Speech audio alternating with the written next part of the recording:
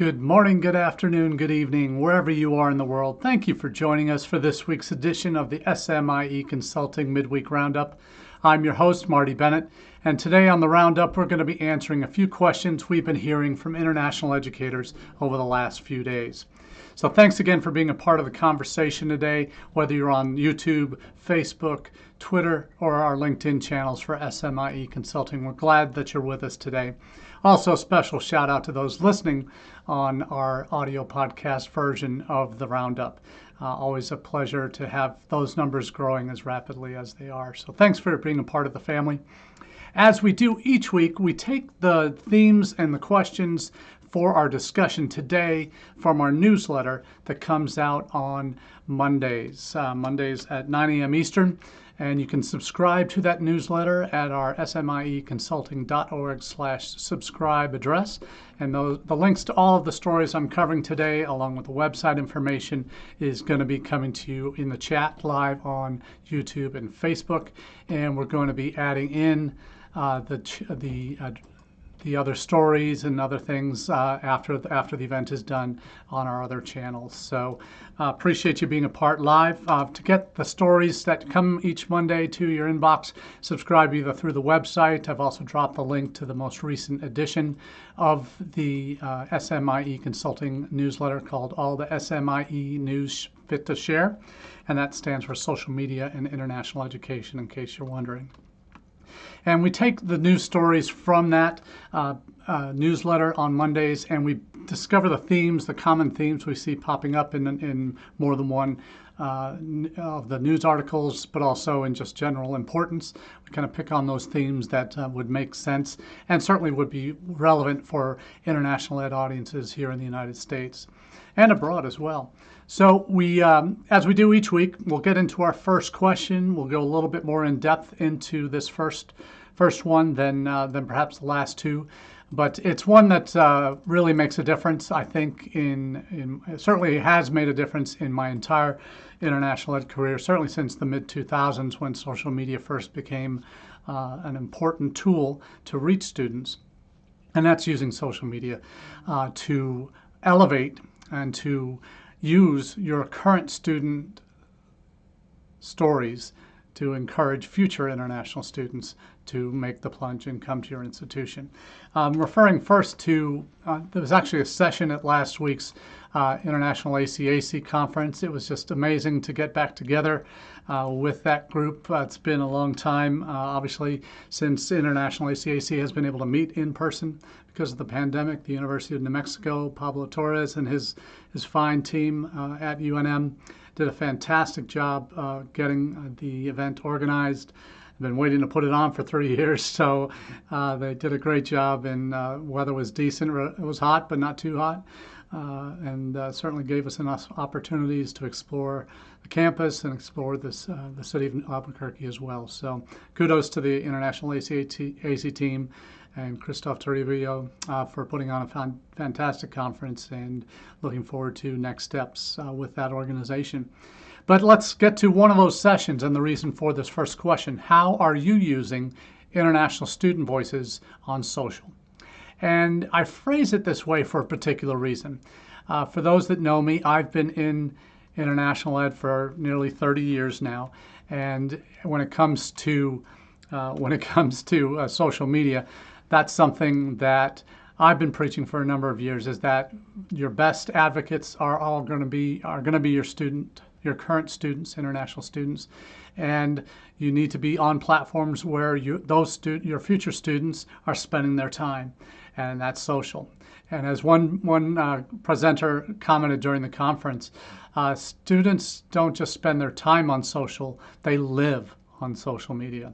So having a presence there, using your current students to help you reach those future students better, is just priority number one. So the question is, are you using international student voices on social? Hopefully that's a message that certainly myself and numbers of others, countless other international educators have been preaching for a number of years. But it's how you're leveraging now that's becoming a little bit more sophisticated of a question that requires a little bit more in-depth answers. And Pi News did an article on this session. that was entitled Social Influence, Elevating Student Stories on Social Media. And all the presenters shared their own experiences, how they were able to amplify their messages that they typically share with international students through current student messages. And they talked about the ways that they're doing that, and talking about quality versus quantity on getting out there on social, and what's the best way to approach this. So I think there's a number of different perspectives. There's also talk about the Chinese market and having current students be a part of that conversation too, and reaching future students in China, and obviously a different set of social. We've talked many times about that. We see another news story popped in the newsletter this week about Synorbis, a company that I rate very highly, that is now expanding into mainland Europe and North America in much more significant presence, and extending ways for institutions in those countries to better reach the Chinese market through social media that is uniquely Chinese, with verified WeChat accounts and such. So there are lots of ways you can do that. For the rest of the world, obviously the different platforms in different countries will make more sense. And there's an additional intl article from a couple years ago that actually still has some good reference material on peer-to-peer interactions, and how those conversations what conversations are most helpful when those peer-to-peer interactions make most sense through your student ambassadors, and the trends that vary from region to region.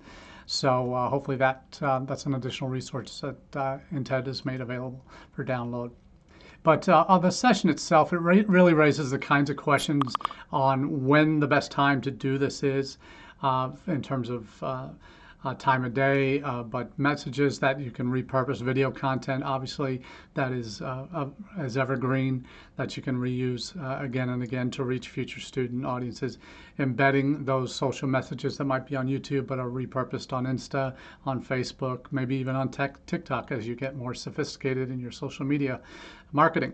But we really see through this session, through the article that the PI put together, there's really is one of the important pieces that one of the presenters mentioned from KIC Univassist is the importance of consistency.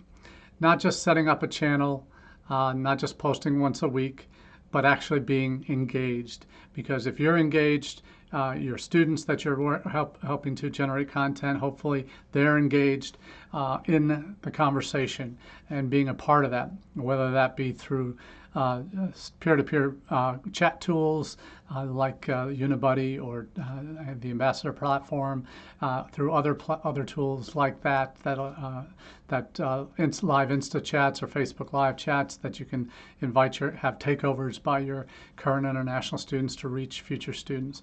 All of those live videos can also be repurposed, and that's the kind of thing that just adds value, adds mileage to the content that you create, that your students help create, that can be help give you certainly more life in your social content. So great topic, and one that I certainly always spend time on when I'm talking to potential clients, university clients that I'm working, or ones I've been working with for years, about what are the kinds of tools that we should be leveraging to better reach future student audiences. So those two resources, the PI News article and the intl article, are there for your use, and we encourage you to check into those because they will provide, I think, a good deal of information about different ways that you can leverage those tools to your benefit in using your current students to better reach your future students. Now let's move on to the next topic of the day. I'm referring to agent surveys. Now there are a couple that came out in the last week or two that are worth diving into. First of which is an ISEF report, Agent Voice report, that covers is an annual report, Agent Voice report, that covers agent perspectives. And the agents for, obviously, well over half of U.S. institutions, we found out recently, are now using agents, according to NACAC surveys.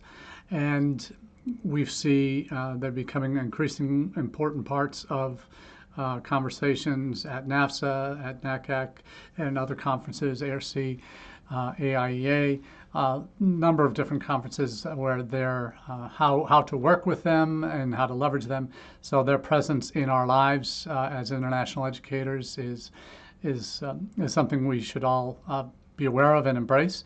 There are good ones, there are bad ones, and there are ways that you can find out who the good ones are and work with them more closely if you are looking to get into that area.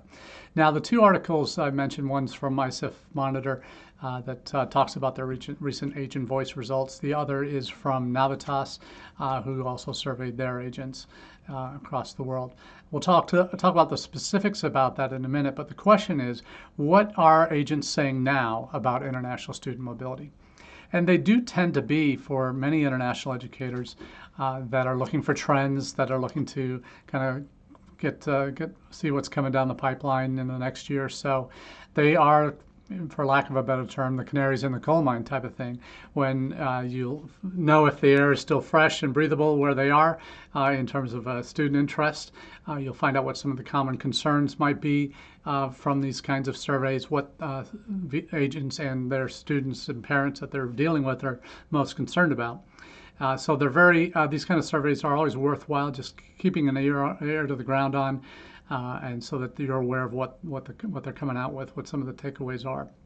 From the ICEF article, their agent voice survey finds that agents, and this is direct from the article, agents are optimistic and that most have developed new partnerships with educators during the pandemic, that visa refusal rates are a top concern among survey respondents, and that agent portfolios are now far more likely to include online courses than before the pandemic. And China's border closures have dampened current demand for study there. To study there. So not students coming necessarily out of China, that might actually be increasing, but certainly demand to study in China has been has dampened significantly by their ongoing border closures. And you've heard us talk about that here on the Roundup for several months, in fact, for over a year, how slow China has been to reopen. Their consistent reliance on a zero COVID policy is just madness in this day and age. To when you think about how current strands are much more virulent, but are also far less damaging to most. Those that are at highest risk still can and should take the precautions, but for the rest of the population, business must go on and education must go on. And these institutions that have invested so much in the recruitment of students from abroad are still eager to keep those pipelines open. So the good news is for the West, many countries in the West, we are being viewed more favorably. That interest is up in studying abroad, up 73% in 2022 versus 2021. Other results from the survey, 88%, we've talked about, have entered into new partnerships during the pandemic. 50% report more communication with educators they work with, and I think that reflects the ongoing need to be in the loop on the institutional side as to what's the temperature of your students on the ground? Are they still eager? What are their concerns about? How can we respond better to that? So I think that communication up with university folks is good, and that agents are also diversifying the number of services they provide, the kinds of services they provide, including 74% of respondents who say they facilitate international fee payment for students. So that's interesting. So whether through Flywire or other tools out there, it's interesting to see agents moving into that market. So, but what are some of the main issues that they see as a concern across the globe? They, when looking at the 5 major English language destination markets, Canada, UK, US, Australia, New Zealand, visa refusal rates continue to be a concern for their students, with many reporting lower than normal acceptance rates across major study destinations. So that's, again, a quote from the ICEF Monitor article. While not specifically addressed in the survey, those reported refusal rates could also be related to acknowledged visa processing backlogs. And we've talked about that many times here on the Roundup and in the newsletter, sharing those stories on where where backups are occurring in the pipelines for UK, US, Canada, and Australia in particular. What that the agents reported visa approval rates are 57% for Canada, 56 for UK, 53 for US, 51 for Australia, 40% for New Zealand. So that New Zealand one's a bit concerning for those, particularly for institutions there that have been trying to get back on the radar. Much like Australia, they've struggled as well a bit filling their classes with in-country international students. So since they reopened this past summer, our summer, their winter. So visa backlogs, and again, these are agents' percentages, and it's a global number, not specific to any country. Certainly, we know, as in the past few weeks, we've talked about how Nigeria is really suffering with less than 20% in most major markets of these major destination markets, 20% visa approval rates, certainly for the U.S. and Canada, particularly poor. So we'll see what happens in terms of what this one, but certainly a lot of meat on the bones here. The mention of online courses or online studies is now in the portfolio of a number of agents. Certainly that is something that probably U.S. institutions on the whole haven't really seen as a real need yet, but I wonder, in terms of particularly we're working with agents, if you will work with agents to recruit for your online programs as well, particularly if some of those formerly in-person seated classes have moved online since the pandemic. Are those degree programs accessible online? And if they are their programs are particularly looking to fill them or having difficulty filling them, and there may be a future connect with agents as a potential pipeline in certain markets. So that's something to just keep in mind as time goes along. The agent survey from ICEF also kind of puts in three buckets the kind of general feeling towards the major destination markets. And of the six, including China, Canada, US, and UK were in the increased interest among their agent students. In the neutral category were Australia and New Zealand. We talked about some of their troubles. And then decreased interest is in China. So that's particularly important and obviously a bit concerning for those that are working on the Chinese institutional side trying to draw students in. So we'll see what happens as the months and years progress. There's many in China that are saying, certainly those in the international school community that were at International ACAC last week, many of them most all of them evacuated to third countries or came back to the States many months ago, particularly those in Shanghai. Many are still reluctant to go back, and there's issues with contracts and what that looks like and how they might be able to work through that. So there's still a lot of international schools in limbo, and universities are certainly struggling on the same respect in terms of bringing faculty, staff, as well as students back in country. So we'll see where that goes. Now, the other survey is from Navitas. They surveyed 700 agents in May, and that the UK was given, and they focus specifically on visa issues here. UK was given the highest rating for the ease of the visa process, while Australia was a distant second. So 53% of the agents gave UK the highest rating. 32% was second place Australia. Canada and the U.S. were in third and fourth. So that's back in May. So it's a little bit of a different take on the visa issues, but certainly focusing on the UK's continued success. They've had backlog issues too, but their acceptance rates have been, according to the Navitas agents who were surveyed, 60%. The visa acceptance rate, very good on the visa acceptance rates. The U.S. and Canada fared far lower, with less than 20% saying acceptance rates were very good.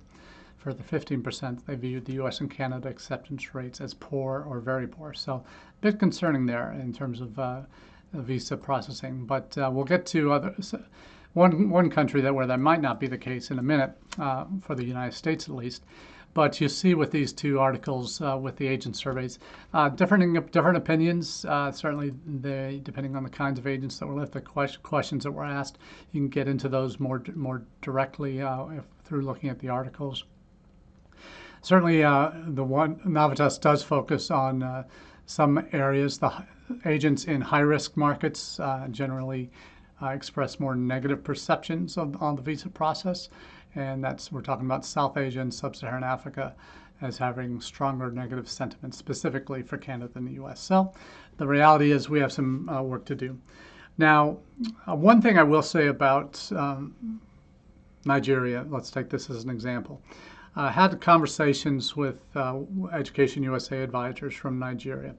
At institutions I've worked with previously, when I've had students in Nigeria that weren't already working with an agent, I insisted that they go through Education USA for the visa processing piece, because that means they're getting it from the horse's mouth, from the consular officers that come and do trainings and meet with the students and do sessions with them about the kinds of questions. And they hammer home the visa process to these students at the EdUSA offices in Nigeria.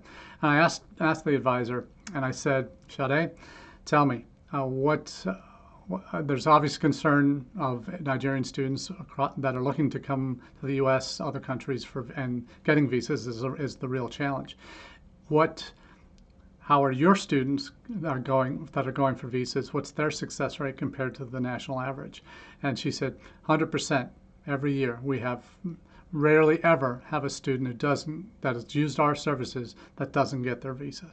There's been a couple of institutions I've worked at that actually mandated and that any student in the country, they weren't working with agents at the time, any student in that country, in Nigeria, had to work with Education USA in order to apply to the university. So not just at the tail end of the process. So there's certainly value, and there are agents that can perhaps some of the bigger shops that know what they're doing when it comes to visas. Certainly working with a big player like IDP that's been in Bangladesh, which is a particular trouble spot in South Asia, Nigeria. They've fully opened their office now, and hopefully that'll lead to better mid rates there, visa success rates there.